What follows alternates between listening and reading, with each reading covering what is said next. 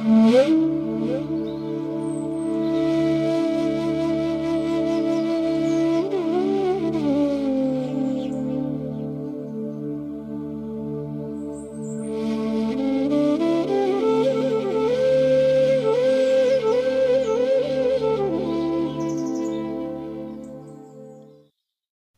नमः श्री अतिराजाय विवेकानंद सूरय सच्चित सुख स्वरूपाय स्वामिनी तापहारिणी। नमस्कार। শ্রী শ্রী ঠাকুর, শ্রী শ্রী মা এবং স্বামীজি মহারাজের চরণে ভুলুণ্ঠিত প্রণাম জানাই। প্রাণারাম বাংলা ইউটিউব চ্যানেলে সম্প্রচারিত সৎকথায় প্রতিদিনের মনন এই ধারাবাহিক অনুধ্যানে আমরা ম্যানেজমেন্ট তত্ত্বে ও প্রয়োগে স্বামী বিবেকানন্দের অবদানের কথা স্মরণ মনন করব। আমরা প্রত্যেকেই জানি যে স্বামী বিবেকানন্দ চেয়েছিলেন শিল্প এবং বাণিজ্যের উদ্দেশ্য হোক সমাজ কল্যাণে, এবং সেই জন্য বেদান্তের নীতিকে কেন্দ্র করে ম্যানেজমেন্টের ভিত্তি এটি বলা যায়। এবং স্বামীজির অন্যতম প্রধান বাণী হচ্ছে সহযোগিতার, কারণ প্রতিযোগিতার নামে যেভাবে দুর্বলকে শেষ করে দেওয়া হয় এই সম্পর্কে তিনি সতর্ক ছিলেন। স্বামীজি বারবার বলেছিলেন, ব্যক্তিগত চরিত্র এবং জীবনই হচ্ছে শক্তির উৎস। তোমাকে সমস্ত জিনিসটার ভার নিতে হবে, কিন্তু সর্দার হিসাবে নয়, সেবক হিসাবে।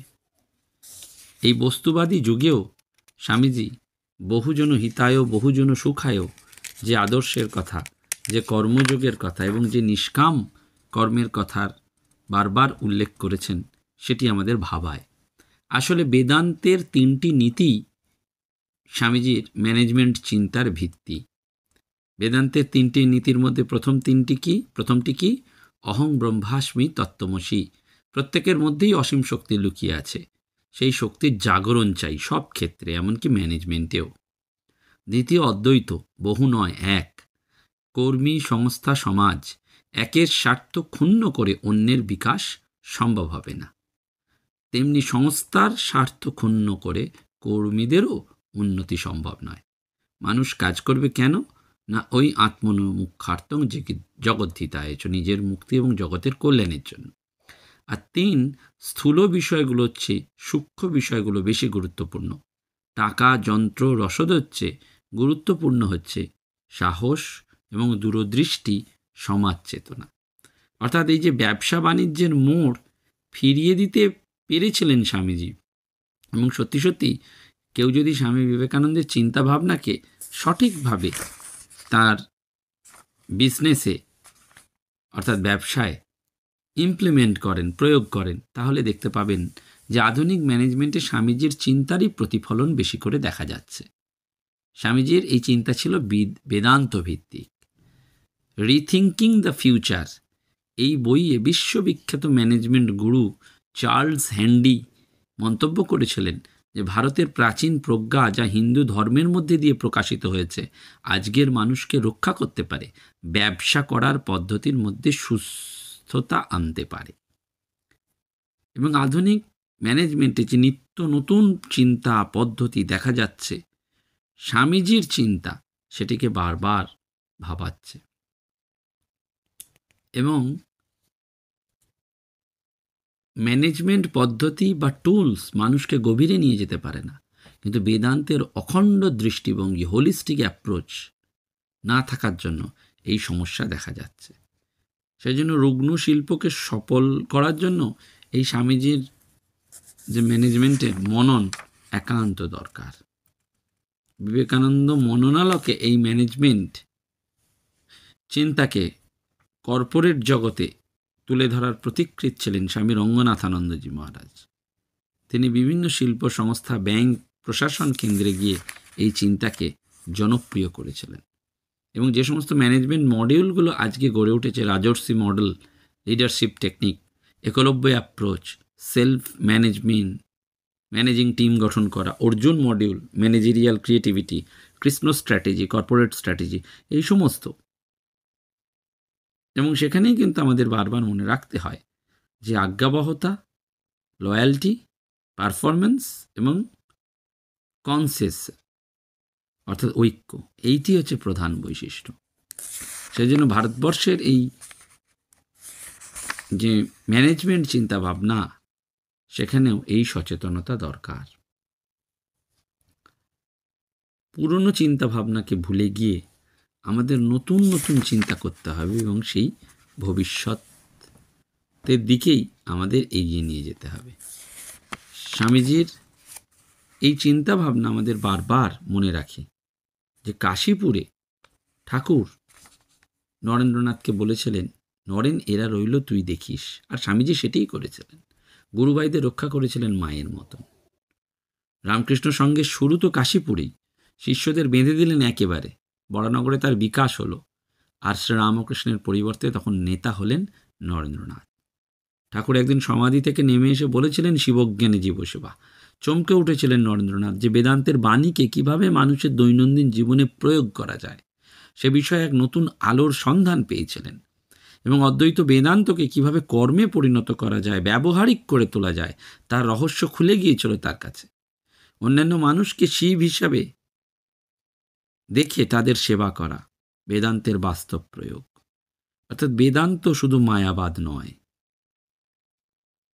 বেদান্ত একটা ইতিবাচক দৃষ্টিভঙ্গি, পজিটিভ অ্যাপ্রোচ। দ্বিতীয়ত, শ্রীরামকৃষ্ণই তাকে বলেছিলেন লোকশিক্ষার দায়িত্ব নিতে, সংঘের মাধ্যমে লোকশিক্ষা দিতে। স্বামীজি গুরুর আদেশ পালন করেছিলেন। তৃতীয়ত, জগৎবাসীর অশেষ দুঃখে তার প্রাণ কেঁদে উঠেছিল। তিনি বুঝেছিলেন, অন্ন, বস্ত্র, শিক্ষার সমস্যা দূর না হলে সাধারণ মানুষ আধ্যাত্মিক দিকে এগোতে পারবে না। সেই জন্য স্বামীজি ধর্ম সংস্থা গঠন করেও মানুষের জাগতিক অভাবের মোচনে উদ্যোগী হয়েছিলেন। আর চতুর্থত, ভারতে অসংখ্য সাধু সন্ন্যাসীকে দেখে তিনি ভেবেছিলেন যে এদের মধ্যে দিয়েই জনশিক্ষার প্রসার ঘটাতে। সেজন্য বারবার মনে রাখতে হবে, যে নেতৃত্বের কথা আমরা বারবার বলি, নেতা আসলে কি করেন? তিনি একটা ডিরেকশন দেন, দিশা দেখান। দ্বিতীয়, ওই লক্ষ্যে পৌঁছানোর জন্য মানুষকে শক্তিশালী করে তোলেন, এম্পাওয়ারিং। আর তৃতীয়, সংগঠন ও কর্মপন্থা গড়ে তোলেন যৌথ প্রকাশে। স্বামী বিবেকানন্দের মধ্যে এই তিনটি বিশেষভাবে দেখতে পাওয়া গিয়েছিল। সেই জন্য স্বামীজি বারবার আমেরিকা, ইউরোপের মানুষকে আকৃষ্ট করতে চেয়েছিলেন যাতে তার ঢেউ ভারতে এসে পৌঁছয়।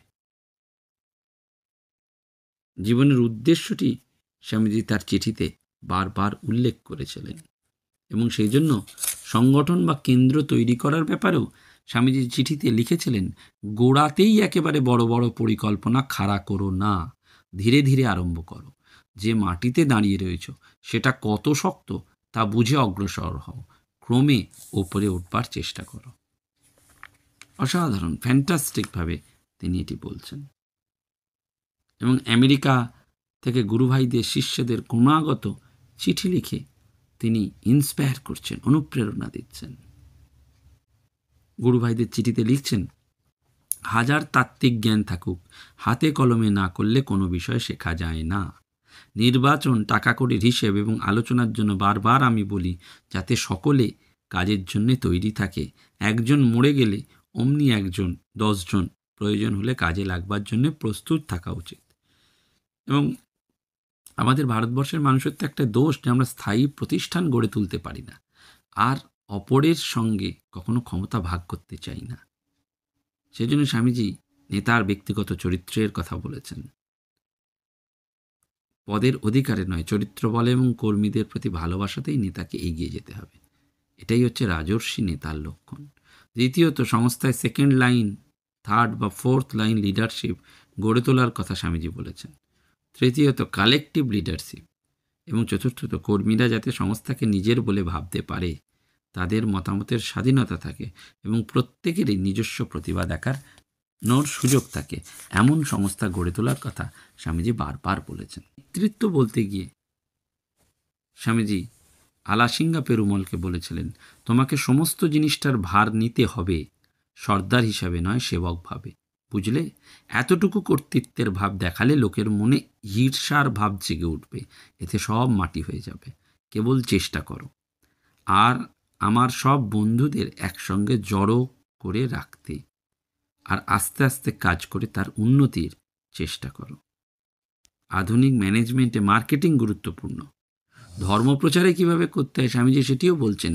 হিন্দু ভাবগুলি ইংরেজি ভাষায় অনুবাদ করা, আবার শুষ্ক দর্শন, জটিল পুরাণ এবং অদ্ভুত মনোবিজ্ঞানের মধ্যে থেকে এমন ধর্ম বের করা যা একদিকে সহজ সরল ও সাধারণের হৃদয়গ্রাহী হবে, আবার অন্যদিকে বড় বড় মনীষীদের উপযোগী হবে।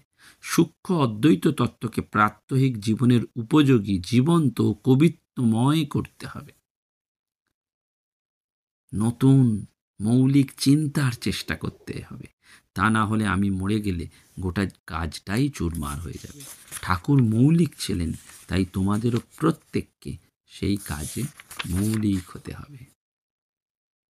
অর্থাৎ এই যে একটা মহান উদ্দেশ্যে কর্মীদের অনুপ্রাণিত করা, দিক নির্দেশ দেওয়া, যাকে দিয়ে যে কাজ ভালো হবে সেই কাজ দেওয়া, পরিষ্কার উদ্দেশ্য, সিস্টেমেটিক কাজ, এবং second line, third line leader তৈরি করে নিজেকে সরিয়ে নেওয়া, এটাই তো ম্যানেজমেন্টের বৈশিষ্ট্য। সেজন্য এই যে বিকাশ, কর্মবীর এবং কর্মযোগী, পার্থক্যটা কি? কর্মবীর কাজে সুদক্ষ এবং বড় বড় কাজ করতে পারেন, কিন্তু কর্মযোগী কর্মদক্ষ হয়ে বিশাল কাজ করার সঙ্গে সঙ্গে নিজেরও বিকাশ ঘটান, অন্তর সম্পদের বিকাশ। একদম অন্তর সম্পদ। অন্তর সম্পদের বিকাশ কীভাবে হবে? না, পশুত্ব থেকে মনুষ্যত্বে বিকাশ, তারপর দেবত্বে উত্তরণ। পশু স্ন্যাচিং, ছিনিয়ে নেয়, মানুষ শেয়ারিং, সকলের সাথে ভাগ করে খায়, আর দেবতা অন্যকে দেয়, দিতে পারে। সেই জন্য আমাদের বারবার এই executive development program, human development program, এগুলোই বেদান্ত দর্শনের যে মূল কথা, তত্ত্বমসি তুমি সেই ব্রহ্ম। প্রতিটি কাজ কিভাবে অসম্ভব সম্ভব নয়, কি করে সম্ভব করে তুলতে হবে, সৃজনশীল করে তুলতে হবে। এটি তো এম্পাওয়ারিং, এটি সশক্তিকরণ। এবং সেইটি স্বামীজির কে যত আমরা জানব, স্বামীজিকে যত আমরা অনুধাবন করব, তত দেখতে পারব যে এই ম্যানেজমেন্ট তত্ত্বেও স্বামী বিবেকানন্দের অবদান অনস্বীকার্য। প্রতিটি ক্ষেত্রেই আমরা বিবেক ম্যানেজমেন্ট যেন নিজেদের প্রতিটি ক্ষেত্রে, বিশেষ করে বিজনেসে, সমাজ ব্যবস্থায়, লোককল্যাণে আমরা যেন কাজে লাগাতে পারি। অর্থাৎ এই ম্যানেজমেন্টের দিক থেকে যখন আমরা স্বামী বিবেকানন্দের তত্ত্বকে প্রয়োগ করব, তখন এটি উপলব্ধি করতে পারব যে সমাজের জন্য যত বেশি কাজ করতে পারা যাবে, অর্থাৎ বেশি থেকে আরও বেশি লোকের সেবা করা যাবে, ততই নিজের বেশি লাভ হবে। 4টি ক্ষেত্র থেকে 4 জন প্রতিভাশালী ভারতীয়কে যদি বেছে নেওয়া যায়, রাজনীতিতে মহাত্মা গান্ধী, খেলায় সুনীল গাভাস্কার, সিনেমায় সত্যজিৎ রায়, ব্যবসায় ধীরুভাই আম্বানি, এরা প্রত্যেকেই কি প্রতিভাশালী হয়ে জন্মেছিলেন? প্রত্যেকেই কি ছাত্রজীবনে মেধাবী ছিলেন? এরা কি সবাই ধনীর ঘরে জন্মগ্রহণ করেছিলেন? উত্তর না। অর্থাৎ জীবনে প্রতিভা দেখাতে গেলে জ্ঞান, পয়সা বা জন্মগত গুণের দরকার নেই। তাহলে রহস্যটা কি? কঠোর শ্রম, বুদ্ধির সাহায্যে পরিকল্পনা করে কঠোর পরিশ্রম দরকার। মনে রাখতে হবে 3টি সত্য। প্রত্যেকের মধ্যে অসীম শক্তি লুকিয়ে আছে। সেই শক্তি সম্পর্কে সচেতন হয়ে এর প্রয়োগ করতে হবে কর্মের মাধ্যমে। দ্বিতীয়ত, সব পরিস্থিতিতেই, তা সে অনুকূল হোক কি প্রতিকূল, অনেক সুযোগ এবং বিকল্প পথ লুকিয়ে আছে। এগুলোকে আবিষ্কার করে কাজে লাগাতে হবে। আর তৃতীয়ত, যেহেতু কেউ বিজনেস জগতে রয়েছেন, সুতরাং বিজনেস মানসিকতা চাই, চাকুরি মানসিকতা নয়। কোম্পানিকে কতটা বিজনেস দিচ্ছেন, সেটাই মূল্যায়নের মানদণ্ড। সুতরাং আমাদের বারবার মনে রাখতে হয় যে নতুন কি শেখা এবং কিভাবে তার প্রয়োগ, এটি যদি আমরা করতে পারি, তাহলে আমাদের সেই বিকাশ, গ্রোথ অপরচুনিটিস রয়েছে, এবং বিবেক ম্যানেজমেন্টের প্রয়োগ বা ম্যানেজমেন্টে স্বামীজির প্রয়োগ সার্থক হবে। স্বামীজির জন্মতিথির প্রাগলগ্নে যখন চারিদিকে দেশে সব কিছু ম্যানেজমেন্টের কথা আসছে, তখন আমরা সেই বিবেক ম্যানেজমেন্টের প্রয়োগের কথাই আজকে স্মরণ মনন করলাম। এবং বারবার মনে রাখতে হবে যে ভারতবর্ষের ইতিহাসে দক্ষ সংগঠক হিসাবে গৌতম বুদ্ধ, শঙ্করাচার্য, বিবেকানন্দ তিনজনকে পাই, কিন্তু তার মধ্যেও স্বামী বিবেকানন্দের এই চিন্তন চেতনা যেন আধুনিক ম্যানেজমেন্ট গুরুদেরও ভাবাচ্ছে। নমস্কার, ধন্যবাদ। এবং পরিশেষে আপনাদের বলি, ভগবানের অসীম কৃপায় আমরা এই শীতবস্ত্র আরও 50 জন মানুষের কাছে সেই আরামবাগ থেকে প্রত্যন্ত একটি গ্রামে মায়ের সামনে, মায়ের শ্রী শ্রী মায়ের চরণ প্রান্তে উপনীত হয়ে আমরা সেবাযজ্ঞে আহুতি দিতে পেরেছি। এবং এই আশ্রমটি সত্যিই দুর্লভ। শ্রী শ্রী মায়ের পবিত্র সান্নিধ্য এই আশ্রমে এলে উপলব্ধি করা যায়। আরামবাগ গৌরহাটি থেকে আরও ভেতরে সেই আশ্রমের কথা এই আগামী দিনের কোনো একটি পর্বেই আপনাদের কাছে আবারও নিবেদন করব।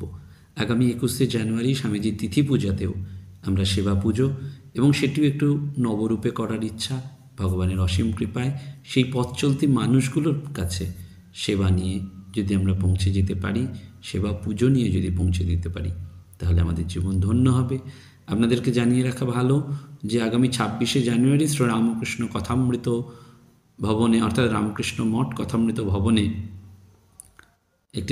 একটি ভক্ত সম্মেলনের আয়োজন করা হয়েছে পূজনীয় স্বামী বাগীশানন্দজি মহারাজের স্মৃতিতে।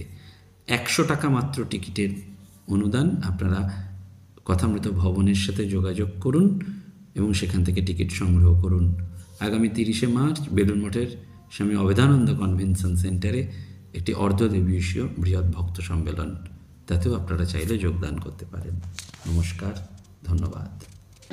প্রাণারাম প্রাণারাম প্রাণারাম প্রাণারাম প্রাণারাম